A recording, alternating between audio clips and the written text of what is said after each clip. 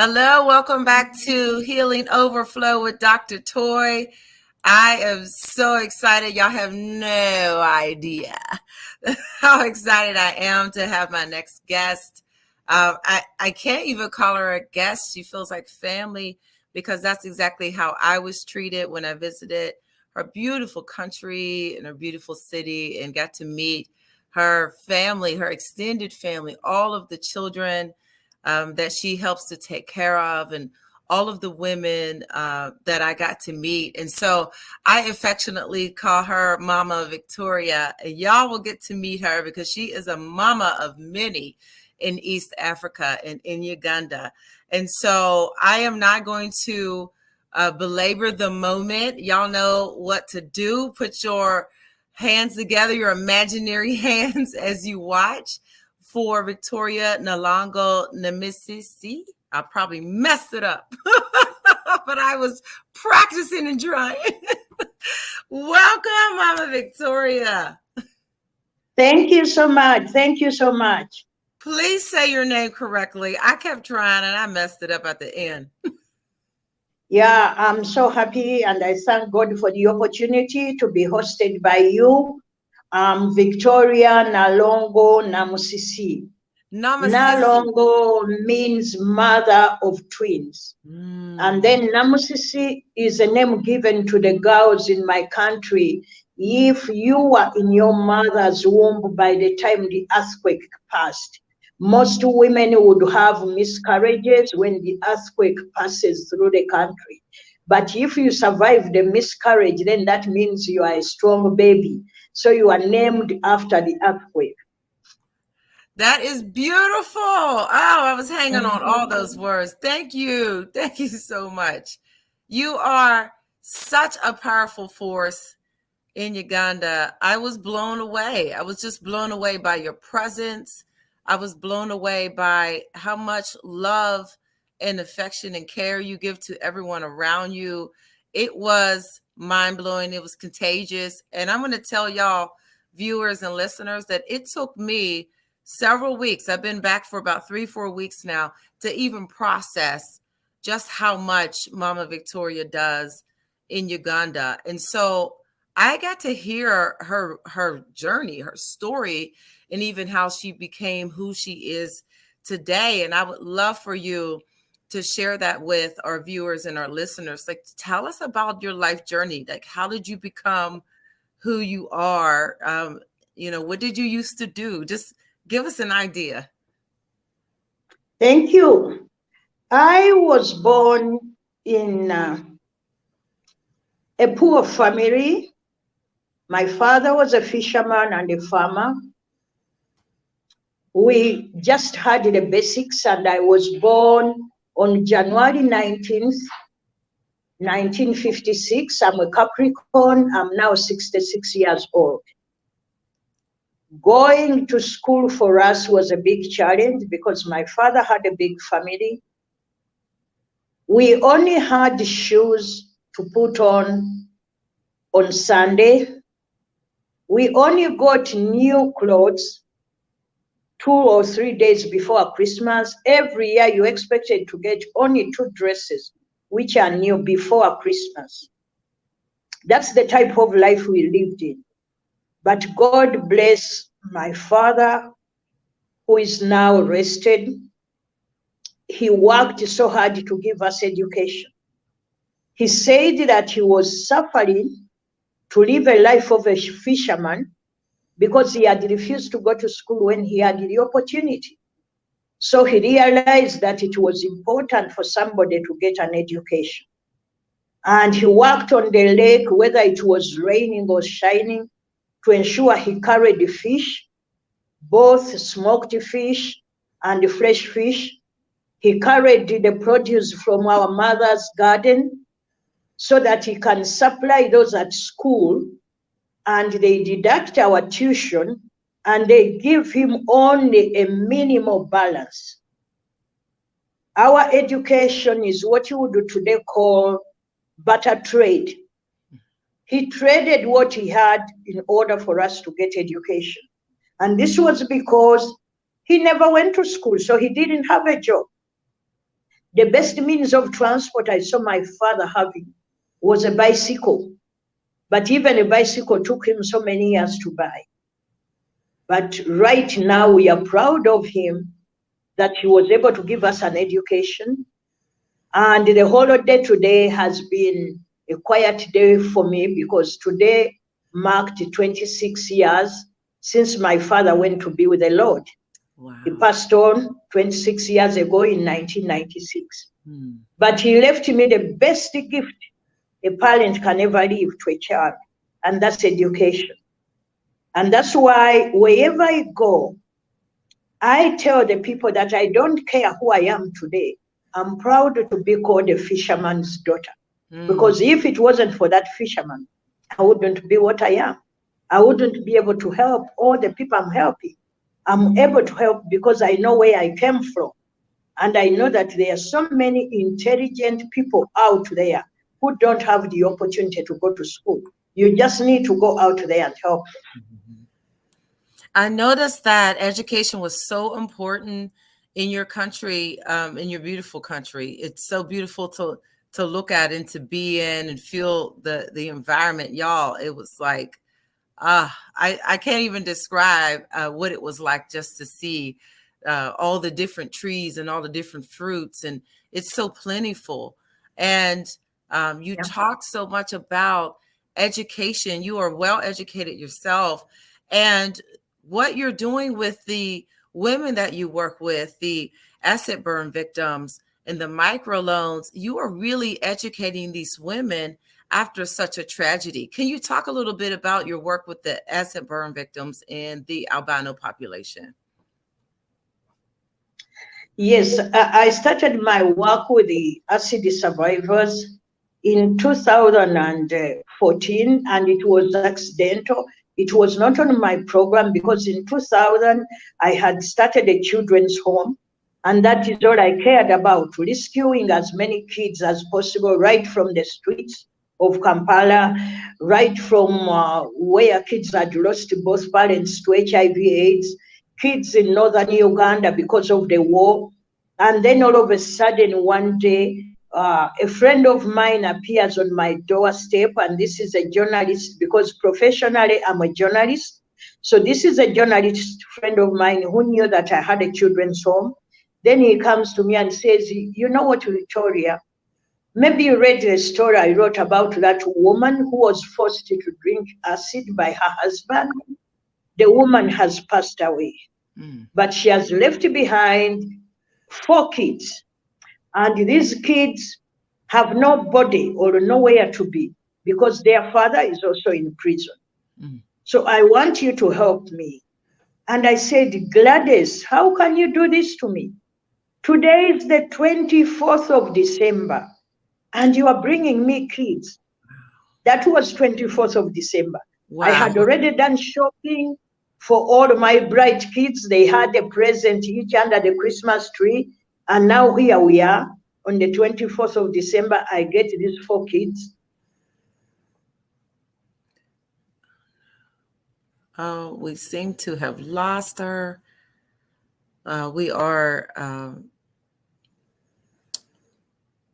broadcasting from East Uganda, and so let's hang on and hope that we can get her back. What a powerful individual she is. Right now, she's talking about Bright Kids Uganda, and she'll talk about Noah's Ark as well. And this is really, the beginning of the journey where she began to take care of these children. And so I am hoping that we can get her back on pretty quickly. So I apologize about the technical difficulties. We are halfway around the world, and stuff like this will happen. So you are witnessing it in real time. And I'm hoping that she didn't lose her Wi-Fi altogether. So give us a moment and we'll be back.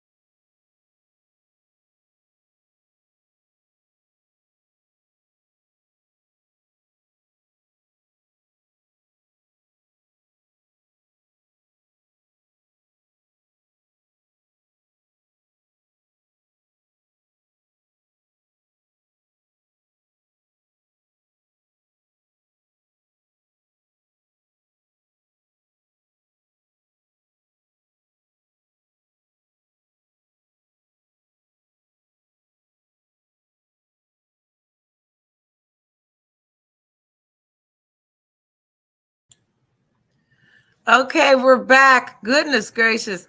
Yeah. Listen, I just can't tell what happened, but I just saw a blackout.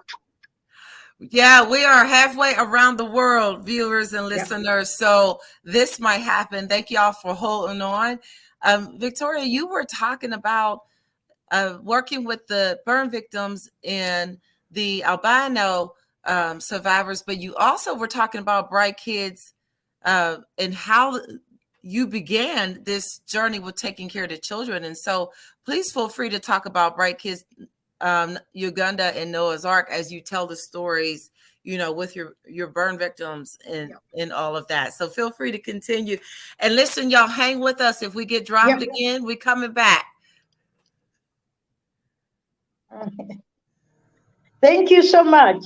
So what happened after Christmas and New Year's Day? Some women acid survivors started visiting my house, and I was shocked. They were saying they knew that one of their friends died and that I had taken on the children of their friend. So they were just coming to visit. Some would bring in bread or something. They wanted to hug these kids, and they told me they didn't want these children to forget them because they were visiting their mother in the hospital. And that's where I met so many women and we shared their stories. So many of them started bonding with me. They told me they were staying home, unable to work because nobody could give them jobs. Some of them were highly educated, and I started doing work trying to find out how I could help them, like Hanifa. I eventually connected Hanifa to Dr. Picard, and she ended up getting that scholarship to come to Pittsburgh University. Those who are less educated, I started training them in business management in my house, basic business management, because I'm not an expert in business management. Then I got them small micro loans to start on small businesses. And the women who used to come covering their faces because they thought they looked horrible, they could now go to the hair salons and buy the weaves and cover the burnt places. And they started feeling confident. They started walking with their heads high. And this was all what I looked out for, because I kept on telling them that getting burnt is not the end of the world. You have to stay alive for your children.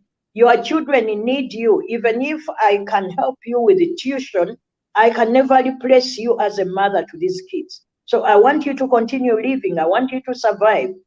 Be strong.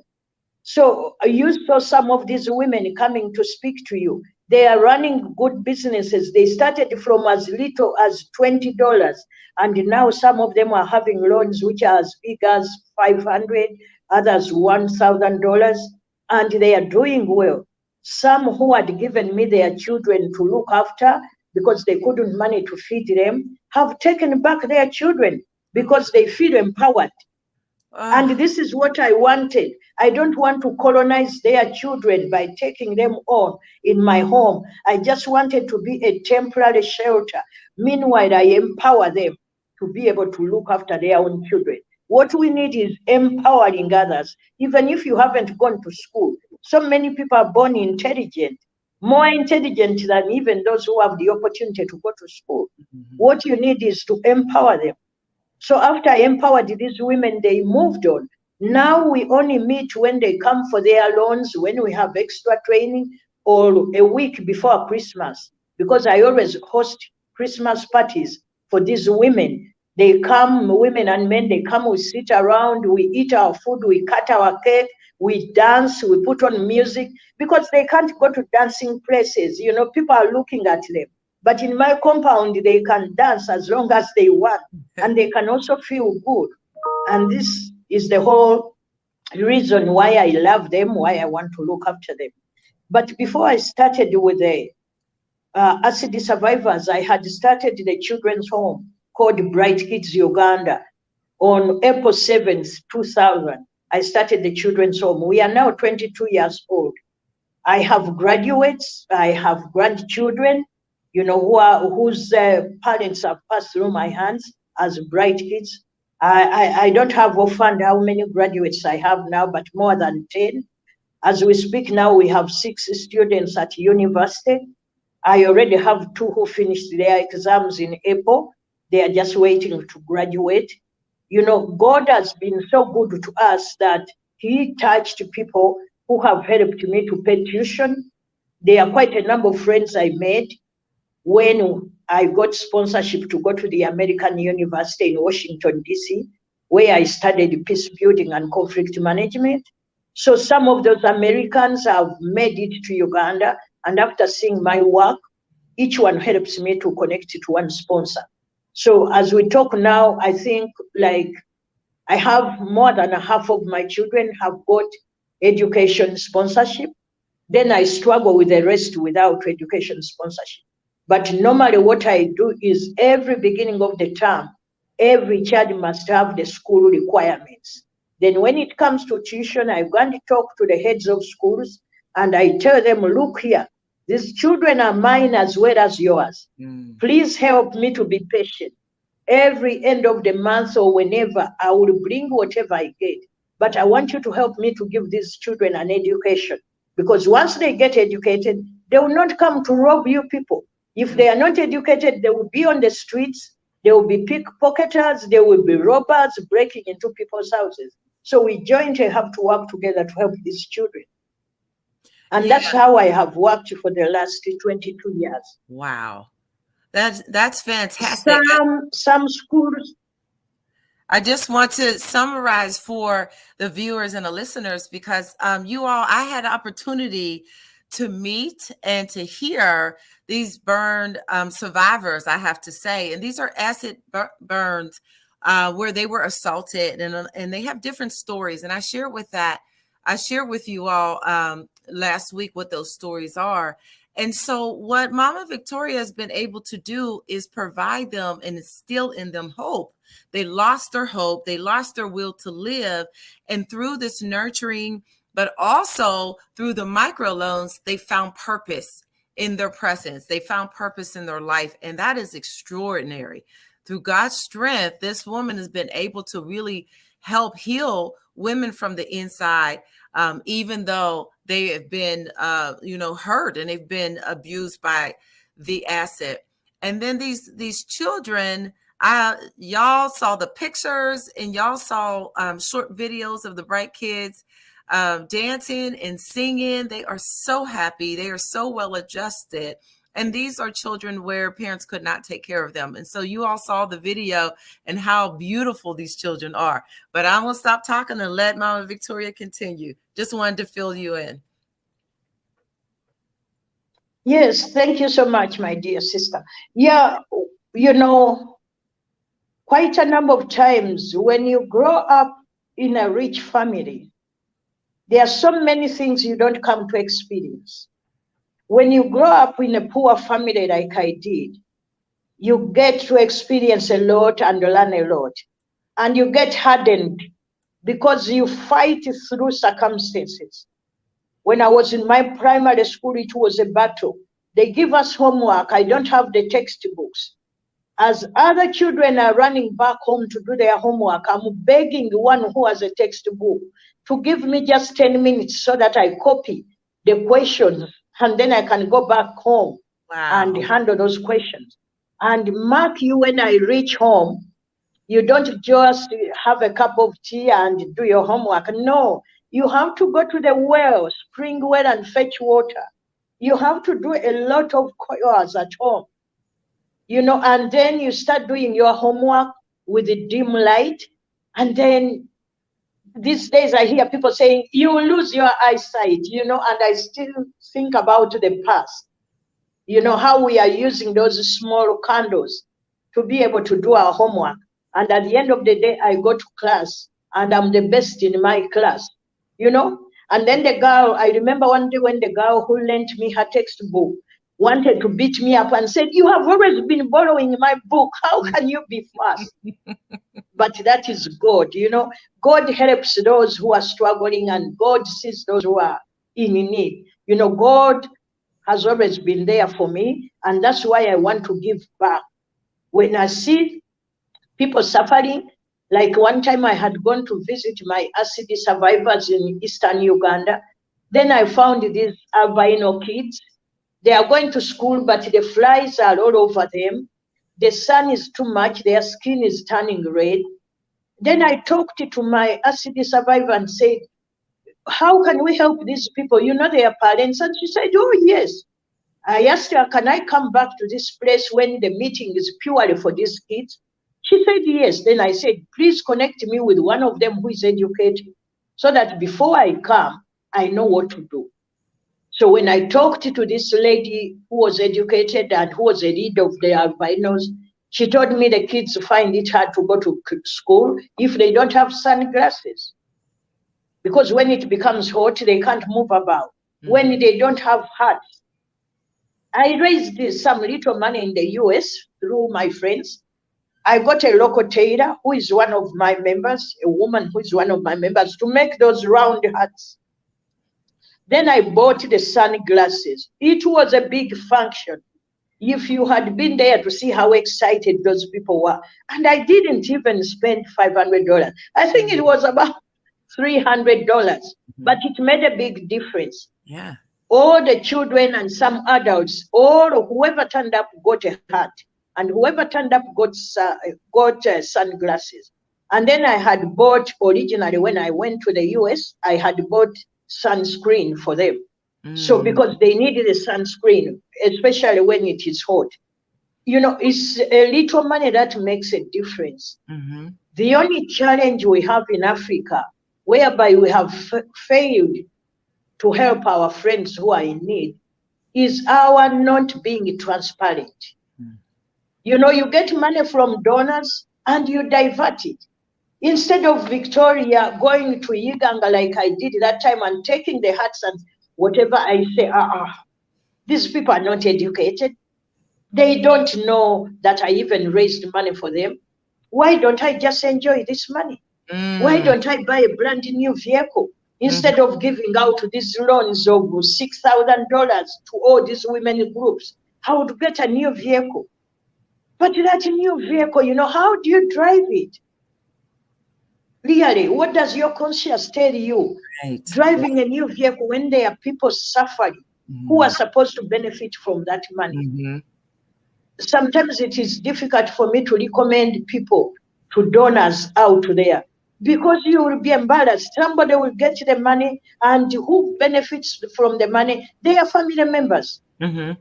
I never make my family members benefit from this money because it's not our money. If my family members benefited from this money, that would be blood money.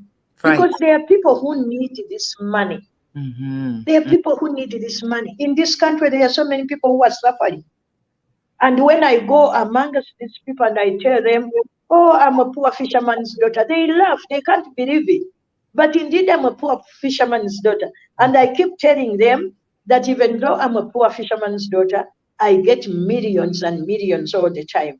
But the difference between me and other people who get those millions is I allowed God to use me as a channel of blessings to the others. Mm-hmm. So when you give me money, I'm just being used as a channel of blessings to the others. It shouldn't get stuck with me. I have to continue being a channel. The money is channeled through me. You look at my accounts, you see a lot of money coming in, but it goes out as it comes in. Sometimes even beyond, even what I earn personally goes out to these people. So let me explain to the viewers and listeners, because y'all, I am the biggest skeptic there is, and I do not adopt a kid and donate and any of that because I think everyone lies and steals. I had an opportunity to really meet these children and to meet these women and to meet these survivors. And so I heard their stories. I know that this money goes to them, or I would not have reached into my pocket to give a dime. I'm just like that, you know?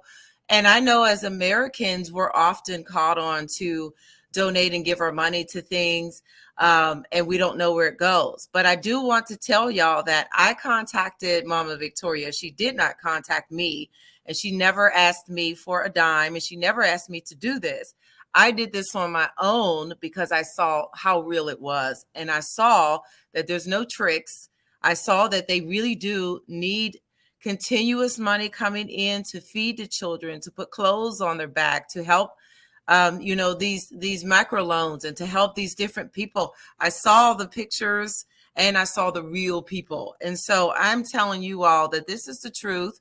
And if you feel it in your heart, you can help. You can donate at www.brightkidsuganda.org. I will absolutely donate and continue to donate because it's real, it's true. And I love that she allowed me to do this. She never asked. And I saw Mama Victoria is very educated. She had a very prestigious job as a journalist, and she laid all that down to help the people around her because they were hurting, and she wanted to help heal. And that, I said, I got to do something else. I got to help in any way I can. And that's why I really wanted her to come on and just talk about all that she does, and not for her pockets and not for fancy cars. Like she said, she lives very meagerly. And our money in America is like 3 times as much in Uganda. And so it goes such a long way. $100 could help send someone to school and they can finish their education. So I'm going to give it back to Mama Victoria, but I just wanted y'all to know I'm probably the biggest skeptic there is, but I absolutely, went to Uganda and I saw all of this, and it's just all real. And these folks need Mama Victoria so very much, but they need us too. So if you feel in your heart to help, please do. Please donate at the link in the website below. Thank you. Yes, one of the things I emphasize a lot, and I did emphasize in 2008 when I first met with Dr. Picard from Pittsburgh University, was that if you want to be my friend and if you want to be helping to raise any support for me or want me to come to the university to encourage interns to come, I want to work with people who will find time, maybe once in 2 years, one of you comes to see the work down on the ground. I hate people depending on pictures. If you donate money as a group, at least get one person to come around, see what is happening. I know so many people who have depended on pictures, and the day they announced they are coming to Uganda to see the work on the ground, the host never turns up at the airport to pick them up. I have had to pick up a couple I didn't know because the airport people called me that there's somebody who was coming to visit an organization, but it seems the organization people are not picking and the phones are not on and so on. So I kept that couple here for a week, trying to trace the organization they had come for, and it never existed. Wow. And these things happen here in Africa. And they had sent in a lot of money, including money for buying land, money for this and that, and they were getting fake agreements. They came with all those so-called agreements, names and telephone numbers of people we tried to call over that period of 1 week who never existed. So if we are going to be in a partnership with anybody, I welcome you to come. And without COVID, I've been coming to the US once every year to talk to different people. Unless I'm invited, some years I've done it twice because there are organizations which have invited me. And like in 2019, again, I came twice when I got that honorary degree of Doctor of Human Relations from Carroll University. I came twice. Education in Uganda is not as expensive as it is in the US. You can't believe the most expensive child here that I have in Bright Kids Uganda is a one training to be a civil engineer. And his annual pay, he pays every semester $1,200. $1,200. And in a year, $2,400. That's the most expensive course I've had. Because other courses at the university as little as $550 per semester. When you look at a nursery school kid here, nursery school kids pay only $360 a year for the whole year. Wow. Primary section pays $450 for the whole year. Secondary school, $600 the whole year. I have students who are sponsoring kids here, and they can afford to pay in installments 3 times because our terms are 3 from primary up to high school. Mm-hmm. So somebody can send in money in January, sends in money in May, and sends in money in September. Mm-hmm. But I've also got some female friends who are Christians in the United States. They always want to sponsor the parties. The Christmas parties are organized for the aged, those who are left as widows and they have nobody to think about them. The acid survivors, we donate blankets to them. We have a cake. I pay for a meal to be cooked. And we make their day, and that's their Christmas. And each one goes back home with a bucket filled with rice, sugar, soap, and so on, so that they can also enjoy that with their families. So this is really, something which is doable. But we, the beneficiaries, are sometimes the ones who make it difficult for our would-be donors to make it doable. But I pray that, God touches some people to decide where they want to help. You can even say, I just want to buy more hats for the albinos. Since I gave them those in February 2019, I know they are already worn out. Mm-hmm. You can say, I just want to buy sunglasses, Victoria, but I cannot send the money, it is too little, but I will buy the sunglasses and keep them with the Tonya, and whenever you come to the US, you can take all those sunglasses back. I will be more than happy. Whatever you are able to do will be most welcome, and it will make a difference in the lives of the people that I work with. That's a great idea. One thing that I really admired about the people in Uganda, in Africa, period, is that everyone works so hard.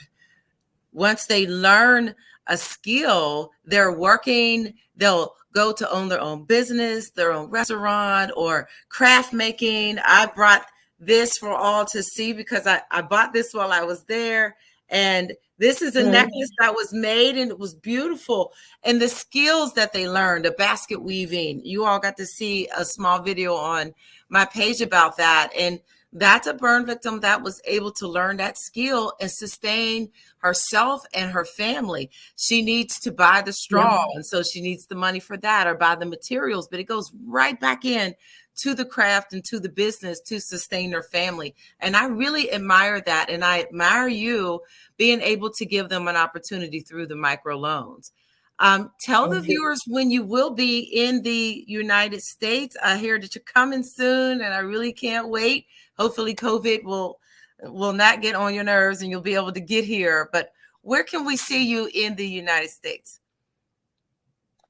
Yeah, I'm expected to be there between September 15th and October 12th. And you'll be by at the God's grace, September 15th to October 12th. Yeah. Okay. Are you coming to the University of Pittsburgh? Where will you be?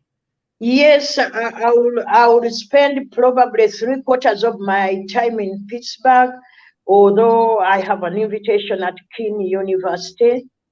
I will be going to Keene University briefly, maybe for 2-3 days, but most of the time I will be in Pittsburgh.